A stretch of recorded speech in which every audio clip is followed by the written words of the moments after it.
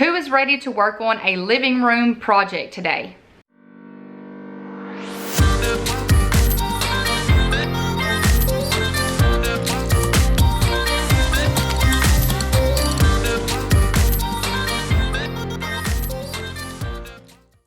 Hey you guys, I'm Kristen and welcome to the Gold Project. If you are new here, welcome. We hope you decide to become a part of our community by clicking that red subscribe button below. Also hit that bell notification so you are informed every time I post videos.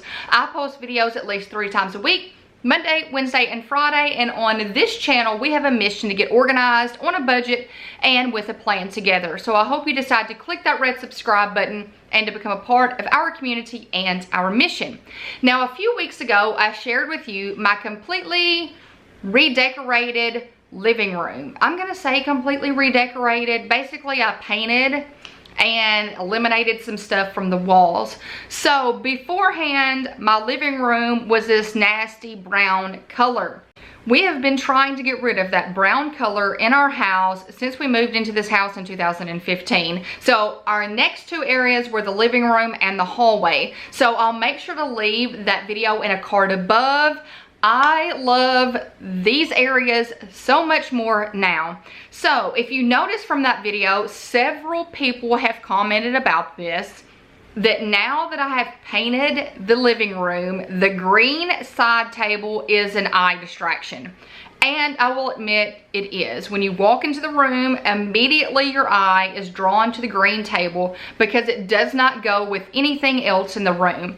So I put it off several weeks and I was passing Lowe's the other day and I decided to stop in and get the spray paint. So that table is now not green, but it is gray. So what I'm gonna do today is I'm gonna walk you through this entire process that I took that really didn't take that much time at all, but it made a world of difference. So I stopped into Lowe's and I picked up some dark gray spray paint. This is my favorite brand of spray paint, the one that I usually use on all of my projects. And I will tell you, I think Walmart sells the same brand, but I feel like that the Walmart is a little bit watered down just from my experience. So I did pick up the spray paint that had the primer with it because it just makes it so much easier and you don't have to do nearly as many coats.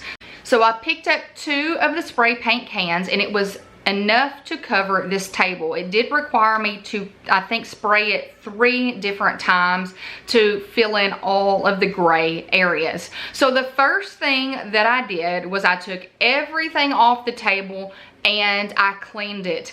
It's important that you clean before you do spray paint because you don't want to be spray painting dust. So I completely cleaned the top, the legs, everything, because I wanted to make sure that the piece was definitely clean before I did any spray painting. Once that was done, I took the table outside, and let me tell you, I think the day that I decided to do this project, it was like 105 outside, so I kept having to take breaks because it was that hot.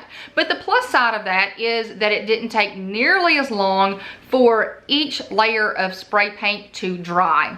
So I took the table outside and I got some boxes. I always keep extra boxes in my garage in case I sell something or need to mail a giveaway.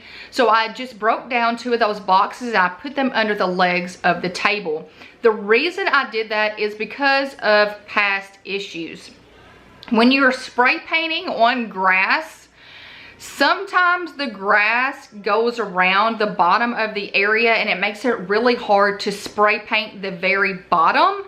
So by putting the cardboard boxes underneath it, it made it to where I got every ounce of the table. In the past, I have used bricks, but I didn't have any bricks to use on the table this day. So the cardboard boxes worked perfectly just in case you have some of those laying around your house.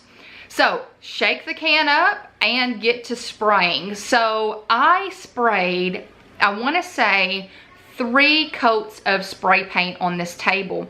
And I did take breaks between each spray paint layer. And here is why. You don't want to make it to where the spray paint is puddling and dripping down the side of your table or whatever that you were spray painting. I speak from experience when I say that, because in the past I have gotten so impatient and in a hurry that I've just sprayed so much spray paint at one time that it's dripped down the side of what I was working on, and I've had to scrape it off and start all over again. So just be patient when you're working with spray paint. Do even coats and just do more layers if needed. So that is what I did, and I think it took 3 different layers of spray paint and then some touching up to make sure I got all of the green areas. The top, since it does have a little bit of graining on the top, it's not flat. There are some details in the top, some texture elements. It did take some touch-up spots to make sure that the green was totally gone. So I'll let that fully dry outside before moving the table inside. Once I knew the table was 100% dry, I moved it into the house. And one of the reasons I moved it into the house is because it was so bright outside that I really could not tell if I had all of the area spray painted. So I needed to bring it inside so I could get a nice light without blinding myself, to make sure it was all taken care of.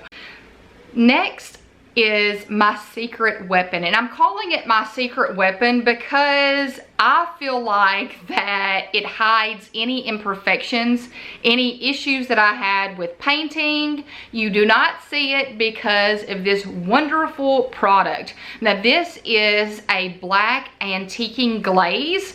If you saw my green table, it did have a little bit of black antiquing, shadowing, highlights done to it. I actually did that with this jar of glaze. It just adds a little bit, I feel like, of personality, or it doesn't make it so this is a gray table. So there is really not one way to do this. And when you're starting the process, it looks like a hot mess, but the glaze is really easy to work with. So I just take a old towel. What I did was I took an old beach towel and I just cut it up, because at the end I just tossed this little piece of towel because there was really no hope for it once I was finished. So you wet the towel and then you get a little bit of the glaze and you just work it onto the table. And I like to put extra on the creases and then kind of spread it out from the creases. And you guys, there's no one way to do this. I have learned, I have put this glaze on a furniture piece and thought I screwed it up, and then just kept working with the glaze, and it will eventually smooth itself out and it looks so much better. The thing with the glaze is you have to be patient and you have to really work with it. Sometimes you might need to add a little bit more water to your damp rag, and you just kind of have to spread the glaze. So I feel like this is a great product, and I have used it several different times on different projects, and it's turned out fantastic. And I think it just adds a little bit of texture to my pieces and hides my imperfections. And I need to mention this too. I did put the table on some garbage bags to make sure that I did not mess up my flooring in the office. And luckily I wasn't very messy with this, but I was glad to have the trash bags on the floor. So this took, I think I just left it a couple hours in the office. Once I noticed that it was completely dry, then I moved it back into the living room. And I will tell you that it looks so much better when you walk into my living room now. You don't notice the green table immediately. So this table blends in with the rest of my living room, and I'm really thinking about doing the curio cabinet next, because it's still brown and I've never liked the brown color of the curio cabinet.